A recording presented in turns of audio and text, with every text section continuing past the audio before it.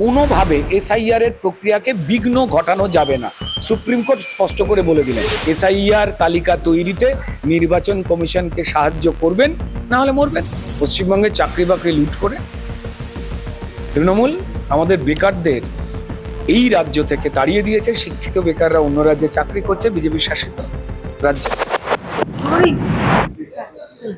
বলছি রুদ্রদা, supreme court এখনো পর্যন্ত যে হিয়ারিং শুনে যেটা বোঝা যাচ্ছে যে রাজ্য সরকার ছাগল দিয়ে লাঙল চাষ করানোর মতো একটা নাম পাঠিয়েছিল যাদের কোনো অভিজ্ঞতাই ছিল না, ফলে পুরো ঝামেলাটা হয়েছে যে কিভাবে সেটা বোঝা যাচ্ছে।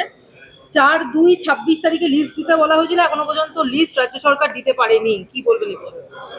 দেখুন, প্রথম কথা হচ্ছে যে আমরা সবাই জানি এই যে মানুষকে বারবার বিভিন্ন কারণে ছোট ছোট ভুলের জন্য বারবার ডাকা, হয়রানি করা, তা করাচ্ছেন কে? মমতা বন্দ্যোপাধ্যায়ের নির্দেশে বা আতঙ্কে চলা পশ্চিমবঙ্গীয় সরকারের রাজ্য সরকারি কর্মচারীরা, যারা নির্বাচন কমিশনের কাজ করে দিচ্ছেন। এবং মমতা বন্দ্যোপাধ্যায়ের নির্দেশেই আমরা সবাই জানি যে এই সরকারি অফিসাররা 2200 বুথে মমতা বন্দ্যোপাধ্যায়ের থ্রেটে 25-23 বছরে কোনো মানুষ মারা যায়নি বলে তালিকা দিয়েছিলেন। এবং সেদিনই পশ্চিমবঙ্গবাসী স্পষ্ট হয়ে গিয়েছিল যে পরিষ্কার একটা চক্রান্ত চলছে ভুয়ো ভোটারকে রেখে দেওয়ার জন্য। এবং সুপ্রিম কোর্টে যে মমতা বন্দ্যোপাধ্যায়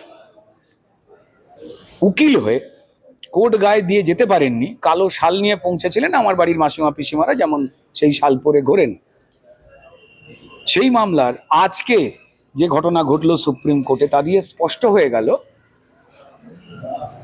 যে বানচাল করা যাবে না। এবং যে গ্রেড বি যে অফিসার নিয়োগের কথা বলা হলো, যে লিস্ট 4 তারিখে দেওয়ার কথা ছিল, ইচ্ছা করে দিচ্ছিলেন না এবং যা খুশি তাই নাম পাঠাচ্ছিলেন। এরা কারা? তারা হচ্ছে ওই বিএলএদের মতোই লোক যারা মিথ্যে কথা লিখবেন মমতা বন্দ্যোপাধ্যায়ের চাপে এবং তাপে, না হলে তারা পশ্চিমবঙ্গে বেঁচে থাকতে পারবেন না। এবার এর মাঝখানে যারা মাইক্রো অবজারভার অন্য জায়গা থেকে এসেছিলেন, মমতা বন্দ্যোপাধ্যায়ের দেওয়া ডাল রুটি খান না, তারা কিন্তু ইআরও এবং এইআরওদের একটা অংশ ইচ্ছা করে মানুষকে যে হ্যারাস করছেন, ব্যানার্জি, বন্দ্যোপাধ্যায়, মুখার্জি, মুখোপাধ্যায়, বা কোথাও দুটো আই, কোথাও দুটো এ, কোথায় বিপুল, আসলে ভিপুলি, বি আর ভি একই, এইগুলো ঠিক না করে মানুষকে হ্যারাস করছিলেন, তা একটা ধরে ফেলা হয়। এবং এরা এই মমতা বন্দ্যোপাধ্যায়ের নির্দেশে, তৃণমূলের নির্দেশে প্রাণ ভয়ে তারা এই ভুলগুলো করছিলেন এবং বলে দিচ্ছিলেন যে নির্বাচন কমিশন করছে বলে আঙুল তুলে দিয়েছিলেন। এই সমস্ত খেলাই কিন্তু মমতা বন্দ্যোপাধ্যায় ইয়েস স্যার, ইউনারার, ইয়েস স্যার, ইয়েস স্যার করে, যতই স্যার স্যার করে ঘাড় নেড়ে যা খুশি গুলি দেওয়ার চেষ্টা করুন না কেন, আজকে তিনি আকাশে কালো মেঘ দেখেছেন তাই আজকে যাননি। এবং এই ফলাফলে পরিষ্কার বেরিয়ে এলো যে কোনোভাবে এসআইআর এর প্রক্রিয়াকে বিঘ্ন ঘটানো যাবে না। সুপ্রিম কোর্ট স্পষ্ট করে বলে দিলেন। এবং এটা বলে দিলেন যে যারা ইআরও এবং এইআরও রয়েছেন তারাই চূড়ান্ত সিদ্ধান্ত নেবেন, মাইক্রো অবজারভাররা থাকবেন, কিন্তু তাদের যোগ্যতা কি সেটা কেন্দ্রীয় নির্বাচন কমিশনের যে টিম তারা পরিষ্কার খুঁটিয়ে দেখবেন। অর্থাৎ এই যে ভুয়ো ভোটারকে বাঁচিয়ে রেখে দেওয়ার জন্য মমতা বন্দ্যোপাধ্যায়ের এসআইআর না করতে দেওয়ার হুমকি, বা বারবার তার অফিসারদের বলা যে ভুয়ো ভোটার রেখে দাও নাহলে তোমার প্রাণনাশ। এবং তার কারণ হিসেবে আমরা দেখেছি যে যাদবপুরের কাছেই অশোকবাবু বলে একজন বিএলও, তার তৃণমূলের নেতা এবং BLA-2 তার হুমকিতে আত্মহত্যা, এই সবকটাই পর্যবেক্ষণে ছিল কিন্তু সুপ্রিম কোর্টের।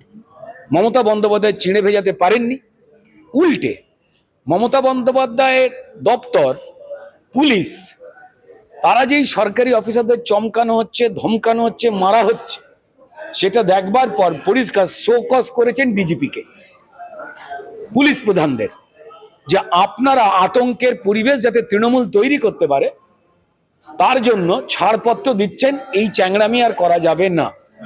তো কার্যত আজকে সুপ্রিম কোর্টে যেটা হলো তা নিয়ে কিছু বোকা তৃণমূল তারা আনন্দ করতে পারে, যেভাবে তারা মমতা বন্দ্যোপাধ্যায় কালো শাল গায়ে দিলেই ভাবে কোর্ট, অভিষেক বন্দ্যোপাধ্যায়ের মতো আমরা তাদেরও একটু চোখের যত্ন নেওয়ার প্রয়োজন বোধ করছি।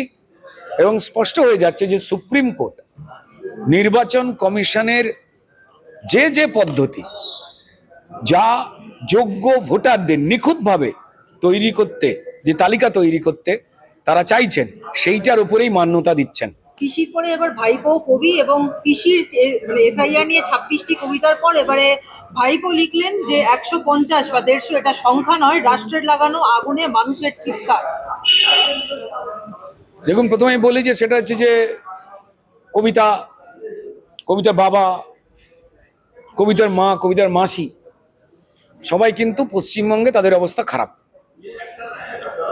কারণ তারা মমতা বন্দ্যোপাধ্যায়ের হাতে বা পাল্লায় পড়ে গিয়েছিলেন। এবার যেভাবে অভিষেক বন্দ্যোপাধ্যায় তার পিসির কাছ থেকে সব কেড়ে নিচ্ছেন, এবার কবিতাকেও কেড়ে নেওয়ার চেষ্টা করলেন। খুব দুর্ভাগ্যজনক। তিনি পরিষ্কার পিসির হাত থেকে যে বিধ্বস্ত স্বাস্থ্য ব্যবস্থা সেটাও কেড়ে নেওয়ার জন্য স্বাস্থ্যসাথী কার্ড, সুপার স্পেশালিটি যে মিথ্যে হাসপাতাল, তার সামনে সেবাশ্রয় করে প্রমাণ করে দিয়েছিলেন যে আসলে পিসি পুরো ভুয়ো বন্দোবস্ত করেছে, কিচ্ছু হচ্ছে না, আমার ভুয়োটা ভালো ভুয়ো। এবার তারপর তিনি কবিতায় চলে এলেন। অভিষেক বন্দ্যোপাধ্যায়ের জন্য দু লাইন বলি।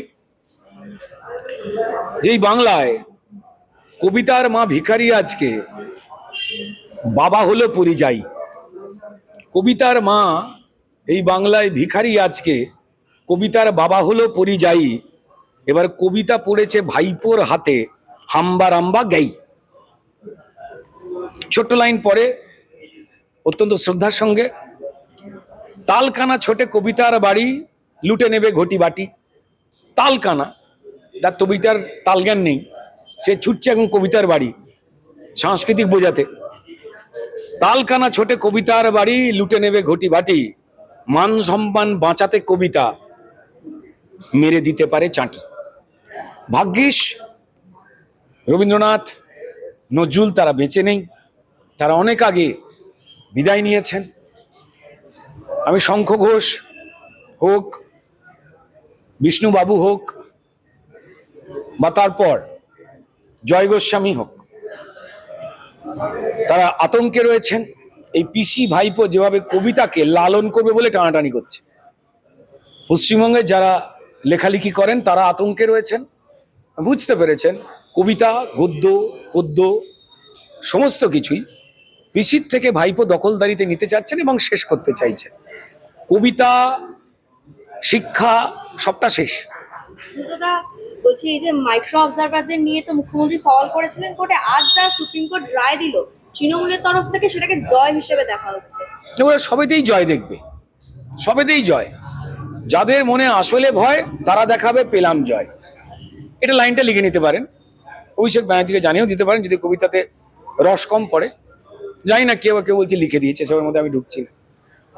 তো ওদের তো সবেতেই জয় হয়, কিসের জয়? এবং যে মাইক্রো অবজারভাররা এলেন তারা পরিষ্কার, যতই তৃণমূল তাদের চাপ দেওয়ার চেষ্টা করুক না কেন, যেভাবে বিএলএদের চাপ দিয়েছিলেন, তারাও কিন্তু জানেন তাদের চাকরি বাকরি একটু এদিক ওদিক হলেই কিন্তু টানাটানির জায়গায় যাবে। আশা করব যে সরকারি অফিসাররা, রাজ্য সরকারি কর্মচারীরা, যাদের ডিএ মমতা বন্দ্যোপাধ্যায় আবার দেবেন না বলে সুপ্রিম কোর্টের আদেশটাকে ঝোলাবার চেষ্টা করেছেন, সেই ভেবে মন দিয়ে স্বচ্ছ এসআইআর তালিকা তৈরিতে নির্বাচন কমিশনকে সাহায্য করবেন, না হলে মরবেন। কুণাল ঘোষ বলছেন যে রোহিঙ্গা কেমন দেখতে হয় বা রোহিঙ্গারা কি করে সেসব জানেন। 58 লক্ষের মধ্যে একজনকেও বের করতে পারেনি, একজনও রোহিঙ্গাকে বের করতে পারেনি নির্বাচন কমিশন। আমি জানি না আজকে সকালবেলা উনি কি খেয়েছিলেন। খাদ্যাভ্যাস মানুষের একটা স্বাভাবিক অধিকার। কেউ সকালবেলা গুড় খেতে পারেন, কেউ গলা পিচ খেতে পারেন, কেউ পচা গুলোনো জল খেতে পারেন, কেউ কল্যাণবাবুর কাছ থেকে কোল্ড ড্রিঙ্ক নিয়ে এসেও খেতে পারেন। কুণালবাবু কি খেয়েছেন তো জানি না। রোহিঙ্গাদের কেমন দেখতে হয় কুণালবাবু খুঁজে পাচ্ছেন না। আমার মনে হয় কুণালবাবুর বাড়িতেই ষড়যন্ত্র চলছে, ওনার বেডরুমের বা ড্রয়িং রুমের আয়নাটাকেও মুছে দেয়নি ঠিক করে। আয়নাটা মুছুন কুণালবাবু, হয়তো চেনা চেনা লাগবে। রুদ্রদা, কল্যাণ বন্দ্যোপাধ্যায় বলছেন যে রাজ্যে সিপিএম এবং বিজেপির আর কিছু নেই, যদি নাই থাকে তাহলে বিজেপির মিটিং মিছিল বারবার কেন হাইকোর্টের কাছে যেতে হচ্ছে পারমিশনের জন্য? কখন বলেছেন এটা কল্যাণবাবু? সকালবেলা, দুপুরবেলা, দিনের বেলা, রাত্রিবেলা কখন বলেছেন সেটা খুব ইম্পর্টেন্ট। ওনার যে কোনো কথা বাণী সম। মমতা বন্দ্যোপাধ্যায়কে বাঁচাবার জন্য, রাজ্যের মানুষকে বিপদে ফেলবার জন্য তিনি সুপ্রিম কোর্টে যান, হাইকোর্টে যান, গিয়ে আমাদের ট্যাক্সের টাকায় পয়সা কামান এবং চোরেদের যাতে জয় হয়, মানুষের যাতে পরাজয় হয়, তার জন্য যুদ্ধ করেন। কড়া প্রশ্ন করা চ্যানেলদের দেখলে উনি পালিয়ে যান বিভিন্ন রকম অঙ্গি ভঙ্গি করতে করতে। এ আমরা জানি। কল্যাণবাবুর ভালো হোক আমরা চাই, আমার নিজের দৃঢ় বিশ্বাস। দেখবেন এই কল্যাণবাবুই একদিন খুব ভালো হয়ে গেছেন, আর এমনটি থাকবেন না যা শুনে কেউ হাসাহাসি করে বা কেউ গালাগাল দেয়। তৃণমূল সাংসদ সাগরিকা ঘোষের মেয়ের বিয়েতে তোলা 90% ছবি কল্যাণ বন্দ্যোপাধ্যায়ের সঙ্গে মহুয়া মৈত্রর, এবং মনে হচ্ছে যে তাদের মধ্যে যে সম্পর্কের একটা সমস্যা ছিল বা কথাবার্তা একটা সমস্যা ছিল, সেই বরফটা গুলছে। দেখুন, দিল্লিতে ঠান্ডা পড়েছে, মানুষ একা একা থাকলে শীত পায় বেশি। যদি কাছাকাছি এসে দাঁড়ানো যায় যে কোনো মানুষের, দেখবেন একটু গরম গরম লাগে। আমরা যখন বাসে উঠি গরমকালে, পাশে যে কোনো ভদ্রলোক দাঁড়িয়ে থাকলেও আমরা বিরক্ত হই। আবার যদি শীতকাল হয়, যদি সে ভদ্রলোক নাও হয়, আমরা কিন্তু তাকে গা থেকে সরাই না, হিটটা দিচ্ছে। হিট কার গেয়া ফিট। রুদ্রদা, ব্যারাকপুরে অবৈধ নির্মাণ সেটা আটকানো একটা বৃদ্ধকে তৃণমূল কাউন্সিলর বুকে লাথি মেরেছে, সে মারা গেছে। ইতিমধ্যে পার্থভৌমিক কোনো রকম রিপোর্ট না দেখে বলছেন যে হৃদরোগে মারা গেছে। এখানে পুলিশ গ্রেফতারও করেছে হ্যাঁ, কাউন্সিলরকে। গ্রেফতার দেখুন, করে রেস্ট রুমে রেখেছে। দেখুন কদিন আগেই, কালকেই যে রিপোর্টিং আমরা দেখেছিলাম, সেখানে রানাঘাটে এক বৃদ্ধাকে চোখের জল ফেলতে দেখেছে। পশ্চিমবঙ্গে চাকরি বাকরি লুট করে তৃণমূল আমাদের বেকারদের এই রাজ্য থেকে তাড়িয়ে দিয়েছে। শিক্ষিত বেকাররা অন্য রাজ্যে চাকরি করছে, বিজেপি শাসিত রাজ্যে। এবং যারা দরিদ্র মানুষ, যারা পড়াশোনা কম জানেন, তাদের পরিযায়ী শ্রমিক বানিয়ে দিয়েছেন, কল কারখানা চাকরি বাকরি শূন্য করে। পশ্চিমবঙ্গ কার্যত বৃদ্ধাশ্রমে পরিণত হয়েছে, এবং সেখানে সেই বৃদ্ধ এবং বৃদ্ধার যে একমাত্র সম্বল তাদের বাড়ি, সেটাও কেড়ে নেওয়ার চেষ্টা করছিল তৃণমূলের যুব নেতা। এ আমরা স্পষ্ট করে দেখেছি। লুঠের জায়গায় চলে এসেছিল, এবং তারপর বুকে লাথি। আর বুকে লাথি তো নতুন কোনো কিছু নয়, তৃণমূলের সিলেবাস। এর আগেই যখন যোগ্য শিক্ষকেরা, যাদের চাকরি তৃণমূল চুরি করেছে, তারা যখন আন্দোলন প্রতিবাদ জিজ্ঞাসাই করতে গিয়েছিলেন যে আমাদের চাকরি কেন চুরি করে আমাদের সর্বনাশ করছেন, এ রাজ্যের শিক্ষাকে অন্ধকারে ঢুকিয়ে দিয়ে, এ রাজ্যের শিক্ষকদের চূড়ান্ত অপমানিত করে বেকার বানিয়ে দিয়ে, তখন এই তৃণমূলের নির্দেশেই তৃণমূলের দালাল পুলিশেরা উড়ে গিয়ে শিক্ষকদের বুকে লাথি মেরেছিল। এবার সেই পরম্পরা বজায় থাকছে। পশ্চিমবঙ্গের মানুষ দেখুন যে আর কারা এই রাজ্যে আর কদিন থাকলে সব মানুষের বুকে এবং পেটে লাথি এইভাবে পড়বে। আগামীকাল আইপ্যাক মামলার শুনানি আবারও রয়েছে, এবং আগামীকাল কি তাহলে সেক্ষেত্রে এমন কোনো মানে রায় বা এমন কোনো বক্তব্য কি সুপ্রিম কোর্টে পেশ হতে পারে, যাতে পরবর্তীকালে বিষয়টা গেম চেঞ্জার হয়ে উঠতে পারে 2026-এর নির্বাচনে? দেখুন, সোজা বিষয়। ভারতীয় জনতা পার্টি পশ্চিমবঙ্গের যে সাধারণ মানুষ রয়েছেন, যাদের তৃণমূল শুধুমাত্র ভোটারের চোখে দেখে, মানুষের চোখে নয়, এই সময় আমরা শুধুমাত্র চাইছি যে একটা স্বচ্ছ ভোটার লিস্ট তৈরি হোক। 2, যারা দুর্নীতিবাজ রয়েছেন, আইন তাদের যে শাস্তি দিচ্ছে তা উদাহরণ তৈরি হয়ে আমাদের পশ্চিমবঙ্গবাসীর কাছে যেন স্পষ্ট হয়ে ফুটে ওঠে। ইডি গিয়েছিল কি জন্য? বেড়াতে না, ইডি গিয়েছিল 7,200 কোটি টাকার উপরে কয়লা চুরির যে মামলা, PMLA prevention of money laundering act অনুযায়ী, যেখানে টাকা ঘোরানো হয়েছে এবং সেই টাকা অন্য রাজ্যের ভোটে গেছে, যা সুপ্রিম কোর্টে ইডি নিজে বলেছে। সেই বিষয়ে প্রতীক জৈন এবং আইপ্যাক তারা জড়িয়ে রয়েছিল সেই বিষয়ে তত্ত্ব তলাশ করতে, এবং যাবতীয় দুর্নীতি ফাঁস হয়ে যেতে পারে ভেবে মমতা বন্দ্যোপাধ্যায় অন্যায়ভাবে, অবৈধভাবে, বেআইনিভাবে পুরো তৃণমূল ফেঁসে যেতে পারে, নিজেরা ফেঁসে যেতে পারে ব্যক্তিগতভাবে, সেই আতঙ্কে তিনি জেনে শুনে নিয়ম ভঙ্গ করে দৌড়েছিলেন। লোকে বলেছিল ফাইল চুরি, তারপর ইডি বলেছে না, এটা ফাইল চুরি নয়, এটা ফাইল ডাকাতি। কারণ চুরি অন্ধকারে করে, পালিয়ে যায়, কিন্তু বুক ফুলিয়ে যে অন্যায়টা করা যায় সেটাকে ডাকাতি বলে। সেটা ডাকাতি করেছিলেন, এবার সেই মামলা রয়েছে। আমরা চাই যে চোর ডাকাতহীন হোক পশ্চিমবঙ্গ। পশ্চিমবঙ্গের বাইরে অন্যান্য যে রাজ্যগুলো রয়েছে তা ক্রমাগত ডেভেলপ হয়ে গেছে। ভারতবর্ষে 28টির মধ্যে গণতান্ত্রিক পদ্ধতিতে চুরি, জোচ্চুরি, লুট, ছাপ্পা ছাড়া অত্যন্ত শান্তিপূর্ণভাবে ভোটে 20টি রাজ্যে বিজেপি বা বিজেপির জোট সরকারকে হিন্দু মুসলমান সবাই নিয়ে এসেছেন। সেখানে ডেভেলপমেন্টের দিকে আমরা যদি বেড়াতে যাই বা ঘুরতে যাই বা কাজে যাই, তাকিয়ে দেখলে আমাদের পশ্চিমবঙ্গে নিয়ে লজ্জা হয়। আজ সাংবাদিক বলুন, শিক্ষক বলুন, ইঞ্জিনিয়ার বলুন, মাসে রোজগার যদি 15,000 টাকা হয়, পশ্চিমবঙ্গের মানুষ মনে করছে যে যাক অন্তত বেঁচে গেলাম, একটুখানি নিঃশ্বাস নিতে পারবো। 7-8 বছর আগে থেকেই আর্থিক ধস তৃণমূলের সৌজন্যে পশ্চিমবঙ্গে তৈরি হয়েছে, যেখানে রোজগার বলতে কিছুই নেই। এই রোজগার যখন ভারতবর্ষের অন্য রাজ্য, যে রাজ্যগুলো পশ্চিমবঙ্গ থেকে পিছিয়ে ছিল, আজ যারা এগিয়ে গেছে তারা শুনে তারাও লজ্জিত হয়। এই রাজ্যের পরিচয় ভারতবর্ষের অন্য রাজ্যের কাছে চোরের রাজ্য, কারণ সম্পদ লুট হয়েছে, হক মানে অধিকার লুট হয়েছে।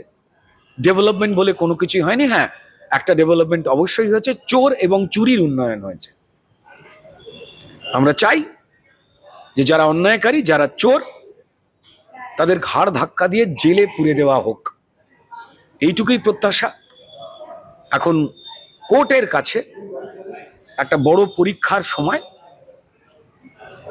যে আইন কি সবার জন্য সমান, নাকি যারা ক্ষমতাবান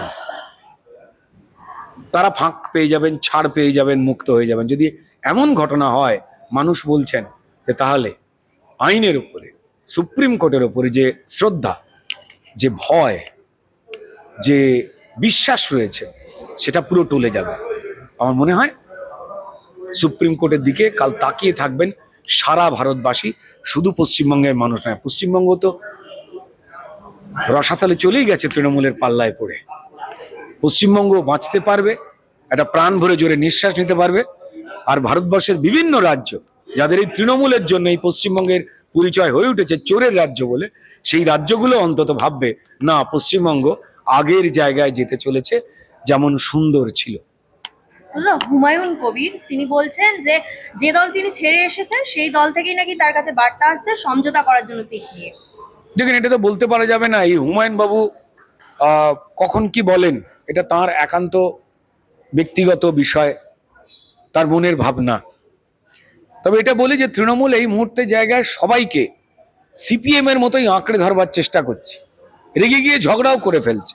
আপনারা সিপিএম কে দেখেছেন, ফরওয়ার্ড ব্লকের সিংহ পতাকা থেকে বেরিয়ে কাস্তে হাতুড়িকে কামড়ে দিচ্ছিল। যে সেকুলারিজম, বামফ্রন্ট, এই সমস্ত গালভরা শব্দ নিয়ে যে সিপিএম বড় বড় জ্ঞানের কথা বলে, এবং এখন ওরা মনে করে সেই 34 বছরে ওদের মালিকানা চলছে, আর কাউকে পাত্তা দেব না। আইএসএফ এর সঙ্গে জোট, হুমায়ুনের কি জনতা উন্নয়ন পার্টি, সে কিংবা হয়তো মিম আসছে তার সঙ্গেও জোট, এই সমস্ত করতে পারে। সেই দেখে কংগ্রেস টাটা বাই বাই করেছে। কংগ্রেসের সঙ্গে সিপিএম এর এই জোটটা পৃথিবীতে দেখা সব থেকে অশুভ আঁতাত। সবাই জানেন যে এই কংগ্রেস যখন ক্ষমতায় ছিল, তাদের হাতে লাগাতার বামপন্থীরা খুন হয়েছে। আবার যখন সিপিএম ক্ষমতায় ছিল, তখন লাগাতার এই কংগ্রেসকে খুন করে গেছে। भारत के हृदय प्रदेश मध्य प्रदेश की धरती, जहां परंपरा और प्रगति का संगम है, और यहीं भोपाल में पहली बार आयोजित हुआ ग्लोबल इन्वेस्टर्स समिट 2025। प्रधानमंत्री नरेंद्र मोदी जी के कर कमलों से शुरुआत और केंद्रीय गृह मंत्री अमित शाह जी का मार्गदर्शन। इसमें शामिल हुए 9 देश, 25,000 से अधिक निवेशक। और 100 से ज्यादा विदेशी प्रतिनिधि। समिट में हुए 89 MOUs पर हस्ताक्षर, 600 से अधिक बीदोग और 5000 प्लस बीदोग मीटिंग्स, 26 लाख करोड़ से ज्यादा निवेश, जिनसे 17 लाख से अधिक रोजगार सृजित होंगे। मुख्यमंत्री मोहन यादव के नेतृत्व में सिंगल विंडो सिस्टम, 29 दिन में भूमि आवंटन और उद्योग एवं रोजगार, वर्ष 2025 जैसी पहले मध्य प्रदेश बना देश का तीसरा सबसे बड़ा निवेश आकर्षण। यह सिर्फ एक समिट नहीं, बल्कि आत्मनिर्भर भारत की दिशा में मध्य प्रदेश की ऐतिहासिक छलांग है। मध्य प्रदेश उद्योग एवं रोजगार का नया गढ़।